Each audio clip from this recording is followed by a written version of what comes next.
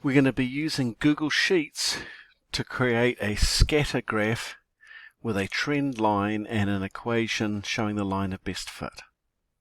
So here's a typical graph, a typical table that you might create.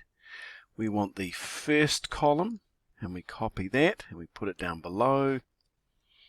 And the last column, the average dependent variable, and we copy that and we put that below next to it. And now this is all we're going to deal with. But we do need to get rid of, so the only places that you should have units are in that first row here. So we need to get rid of any units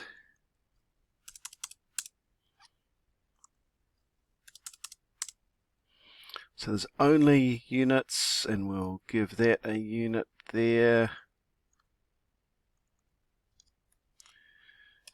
Slash BPM. Proper tables only have units in the top row anyway.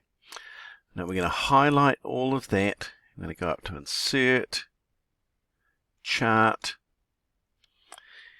and we go to Setup, Line Chart. We don't want a line chart. We want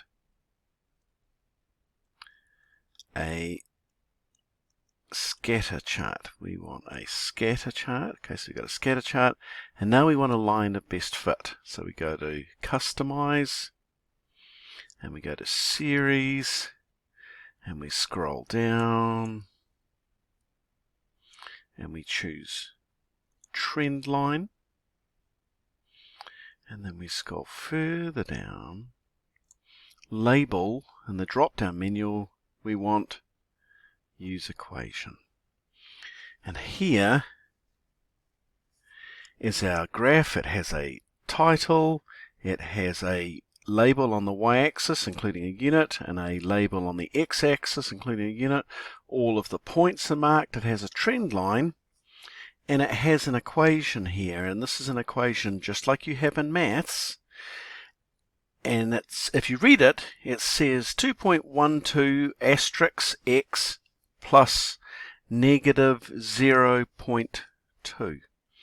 And what that means is, what's on the y-axis, the average heart rate in BPM equals 2.12, asterisk means times, exercise time in seconds plus negative 0.2.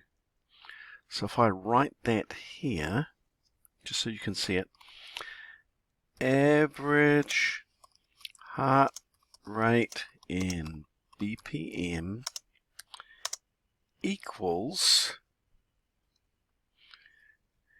2.12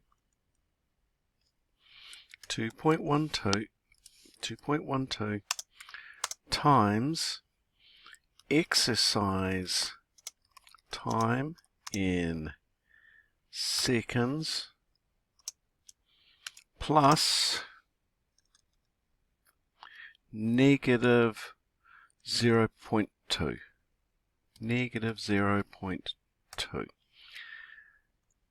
When they ask you for the equation of the line, that's what they're asking you for. They're not asking you for this, although that gives it to you, that allows you to interpret it.